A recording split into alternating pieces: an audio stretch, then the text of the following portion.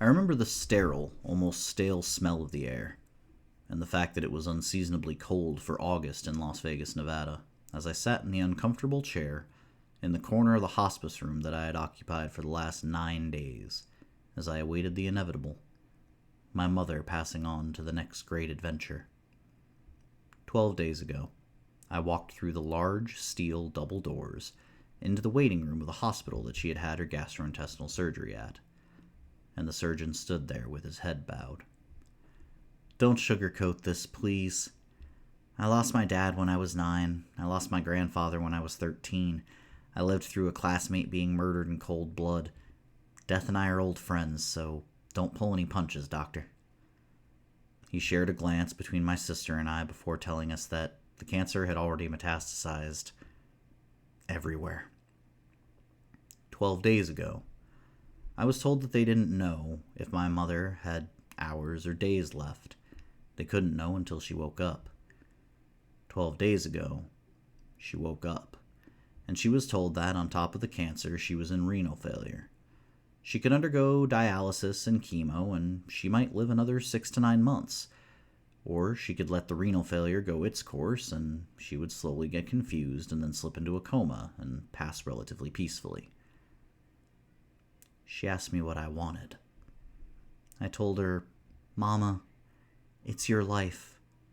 I want all the time I can get with you, but I don't want you to suffer."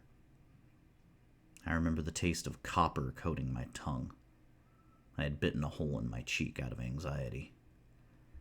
11 days ago, she decided she would do dialysis to get her blood clean, and she would go into hospice and live out what time she had left before the renal failure performed its final act.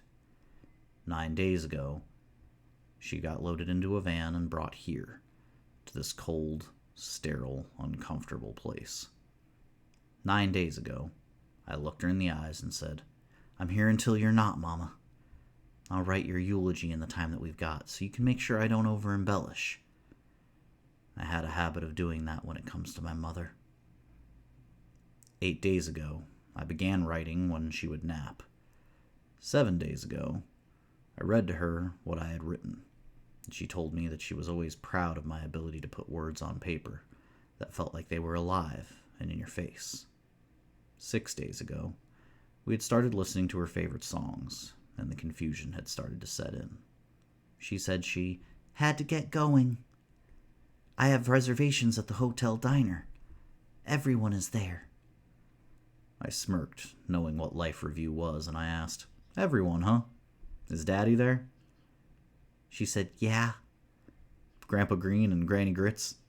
"Yeah. And Andy."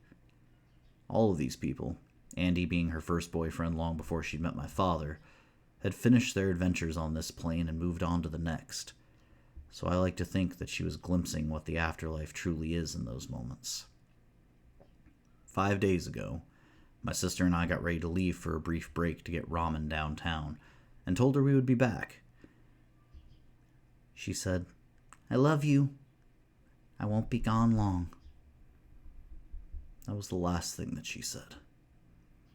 When we got back from lunch, she had slipped into the coma that she was promised would happen in the final stages of her renal failure.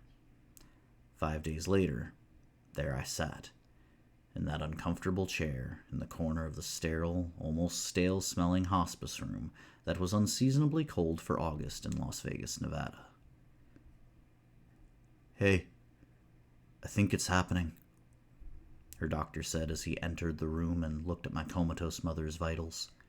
Sure enough, it was her final moments. I held her hand as the stillness of the silence was broken by the final beeps of the heart monitor as she flatlined. I felt that final heartbeat. I kissed her cheek and I whispered, "I love you. I'm gonna miss you every day. I'll see you later, alligator. I'll keep looking up." And I closed her eyes. Time of death, 1:23 a.m., her doctor said. I slowly, almost regretfully, let go of her hand. I whispered one final sentiment into the stillness of the night. "Get her to that hotel diner, okay, old friend?" Apparently, everyone is there.